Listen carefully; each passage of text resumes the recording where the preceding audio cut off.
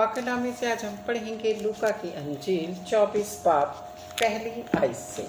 यस्सु का जी उठना। सब्बत के दिन तो उन्होंने हुक्म के मुताबिक आराम किया, लेकिन हफ्ता के पहले दिन वो सुबह सवेरे ही उन खुशबूदार चीज़ों को जो तैयार की थी लेकर कब्र पर आईं और पत्थर को कब्र पर से लुढ़का हुआ पाया, मगर अंदर जाकर खुदा यस्सु की लाश ना पाई। और ऐसा हुआ कि जब वो इस बात से हैरान थी तो देखो, वो शख्स बर्राक पोशाक पहने उनके पास आ खड़े हुए। जब वो दौड़ गईं और अपने सर ज़मीन पर झुकाए तो उन्होंने उनसे कहा कि जिंदों को मुर्दों में क्यों ढूंढती हूँ? वो यहाँ नहीं बल्कि जी उठा है। याद करो कि जब वो गलील में था तो उसने तुमसे कहा था, ज़रूर है इब्ने आदम गुनाहगारों के हाथ में हवाला किया जाए और मसलूब हो और तीसरे दिन जी उठे। उसकी बातें उन्हें याद आई और कब्र से लौटकर उन्होंने उन 11 और बाकी सब लोगों को उन सब की बातों की खबर दी जिन्होंने रसूलों से ये बातें कहीं।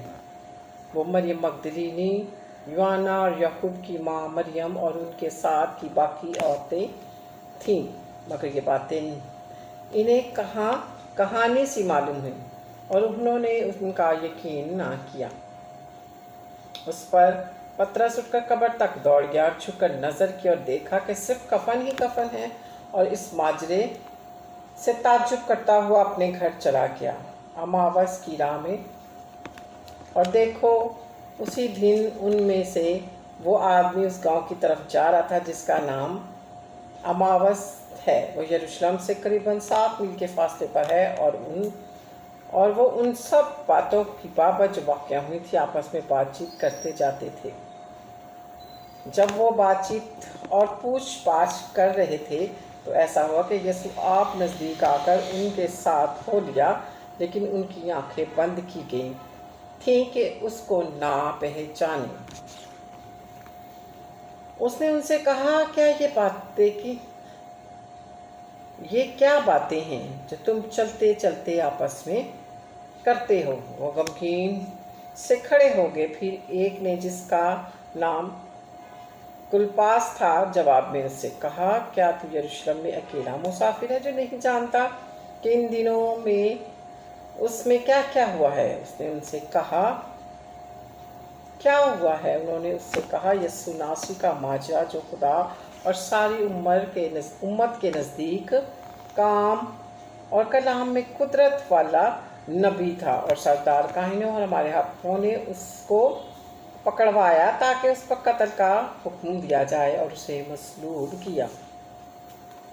लेकिन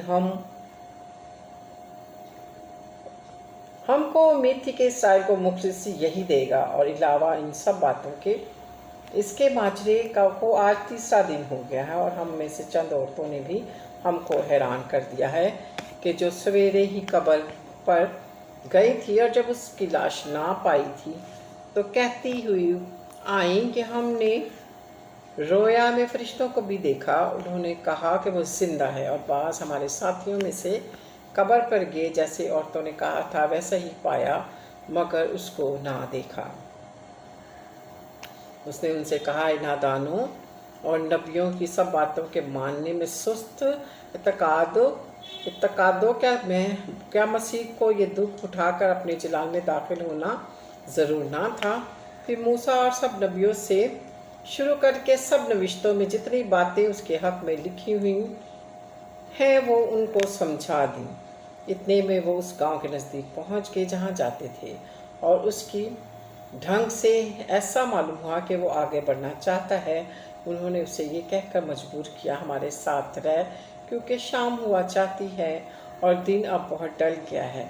बस वो अंदर गया ताकि उनके साथ रहे। जब उनके साथ खाना खाने बैठा तो ऐसा हुआ कि उसने रोटी लेकर बरकत दी और तोड़कर उनको देने लगा। इस पर उनकी आंखें खुल गईं और उन्होंने उसको पहचान लिया।